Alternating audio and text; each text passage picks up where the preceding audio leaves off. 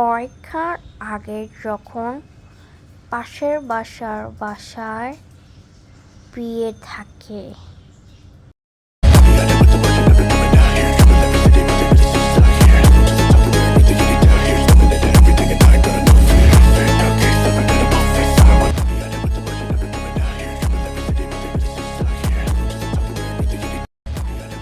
তোর না কালকে পরীক্ষা, বল কি করতেছস?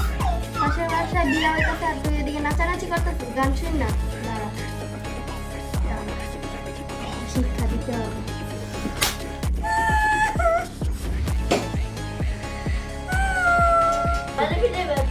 কর তাইলে, কোনো শব্দ এখন যাইব না, ফোনটা লাগাই রাখো। আমি আবার নাচা শুরু করি।